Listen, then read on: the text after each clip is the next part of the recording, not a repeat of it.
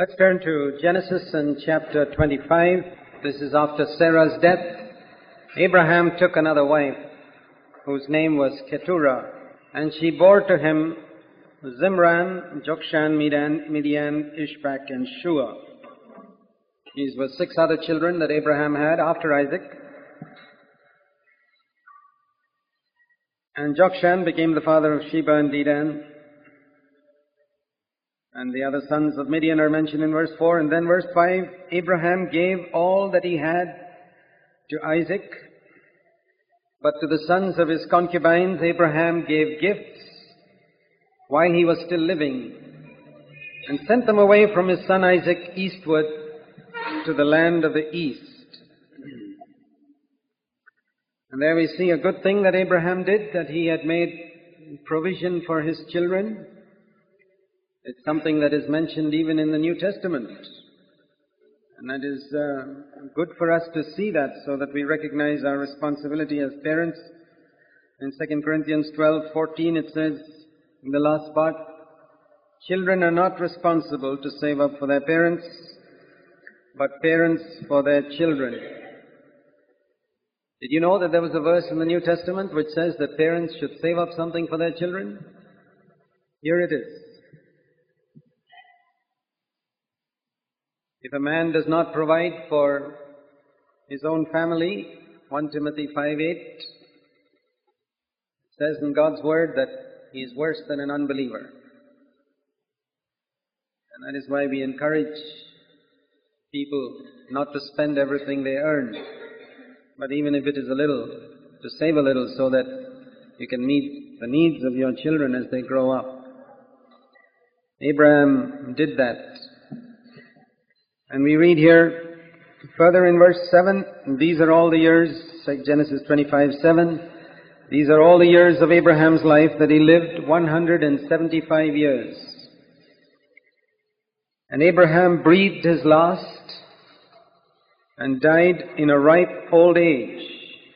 Here's a very beautiful expression, an old man and satisfied with life. And he was gathered to his people. We can ask what it was that made Abraham satisfied. He had left his relatives nearly 100 years ago. He was 75 when he left Ur of the Chaldees. For 100 years he had never seen his relatives. Think of that. Some people who just can't live without seeing their relatives. But Abraham lived 100 years to do the will of God, to be where God wanted him to be, to fulfill God's purpose for him, even if it meant that for 100 years of his life he'd never see his relatives. He was satisfied.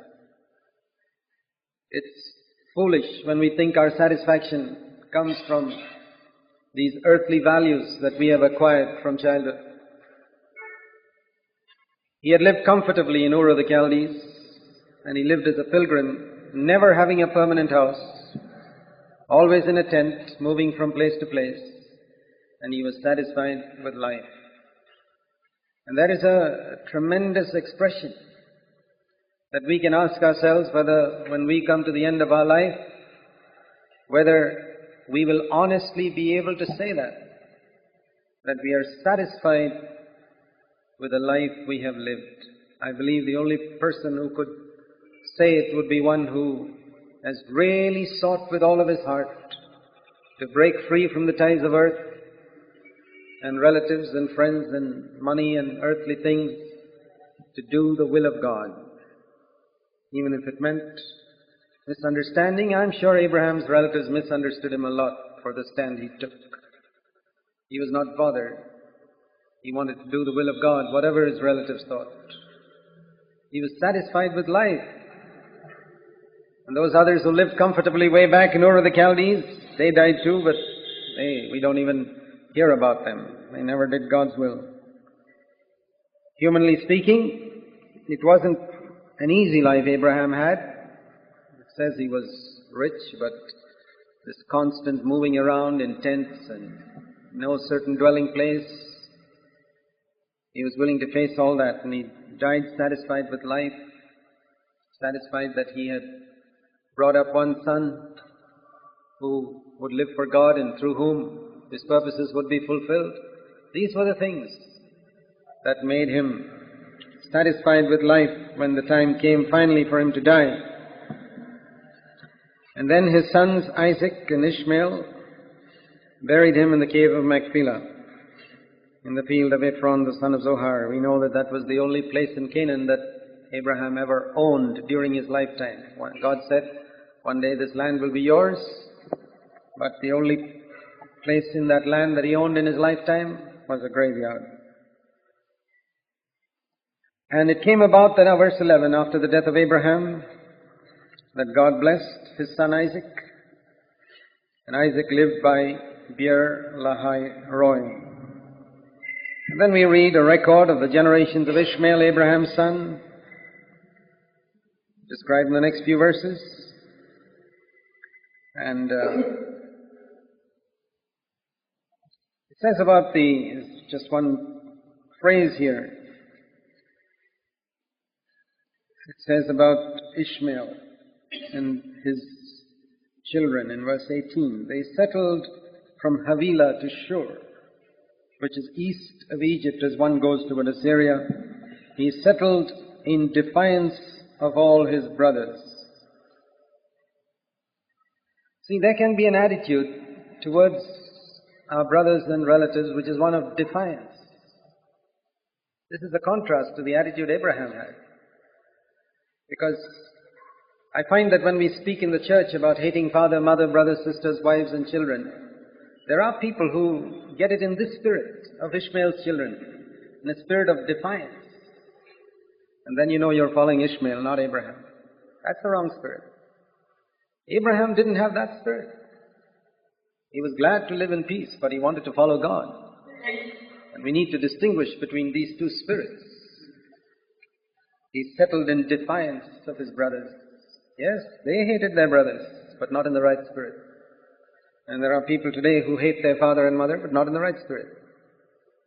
Or any of the others whom the Bible tells us to hate, but not in the right way. It's in a spirit of defiance, which is the spirit of Ishmael's children. That just in passing. And then we read of the record of generations of Isaac in verse 19 and verse 20. Isaac was 40 years old when he took Rebekah, the daughter of Bethuel, the Syrian of Padanaram, the sister of Laban the Syrian, to be his wife. And Isaac prayed to the Lord on behalf of his wife because she was barren. And the Lord answered him, and Rebekah his wife conceived. And it says here in verse 26, the last part, that Isaac was 60 years old when she gave birth to them.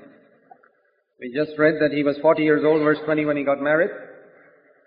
For 20 years, he had no children. And that was quite a depressing thing in those days, more depressing than it is today. But you can imagine the questions that went through Isaac's mind. Is this the one God has chosen for me? Have I made a mistake? Because she is barren. And yet we saw in our study last week that this was one of the clearest examples of the leading of God in a marriage. And yet God led him to be married to a barren woman. Think of that. Many people think that if we are led by God in something, it means there'll be no problems, no difficulties. Everything's going to be smooth sailing. That's not what God's Word teaches.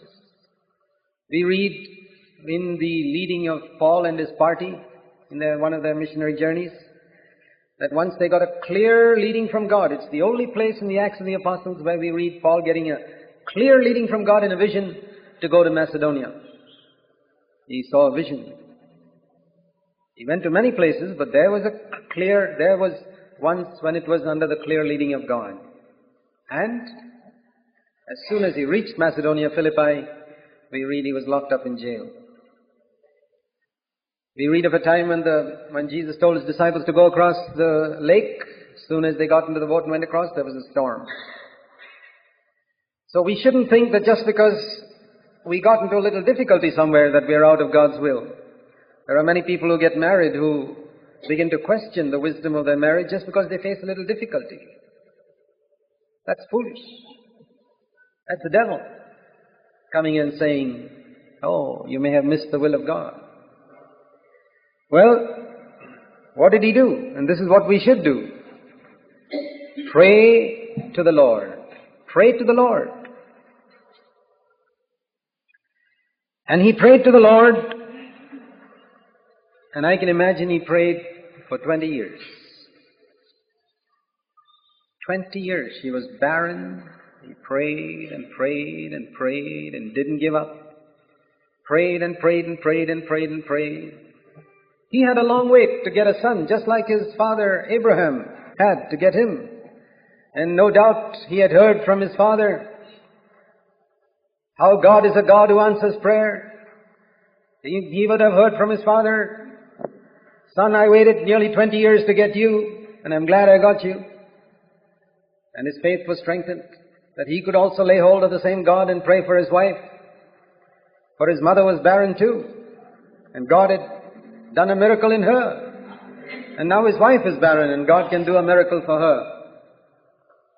And that teaches us something as parents, that in the different situations in life, if we can teach our children faith, that God is a God who answers prayer, and give them examples and demonstrations of it, when they grow up and they set up their own homes and they are in a difficult situation, they will remember what they learned from their parents and say, yeah, I remember that type of situation years ago when I was a child, and I know what my dad did. He prayed, trusted God, and God did wonderful things. That is an example for us, brothers and sisters. That's why Isaac prayed. He didn't give up hope. He didn't give up hope in 20 years because he had seen something in his father's life. It was not a message, it was not a doctrine that Abraham gave Isaac, but a living faith. It's a very beautiful verse in 2 Timothy. 2 Timothy 1. It's not just a father who can give it. Timothy didn't get it from his father, he got it from his mother. And so the sisters can take heart too. 2 Timothy 1, verse 5. Timothy says, I am mindful of the sincere faith. Paul says to Timothy, I am mindful of the sincere faith, not the right doctrine, but the sincere faith within you, which first dwelt in your grandmother Lois and your mother Eunice, and I'm sure it is in you as well. Paul knew that grandmother had faith first, and she transmitted that faith to her daughter Eunice, and Eunice transmitted that faith on to her son Timothy, so that Timothy could be one day a mighty co-worker of the Apostle Paul. Well, that's what Abraham and Sarah passed on to Isaac. Faith that God can do miracles, and God did it.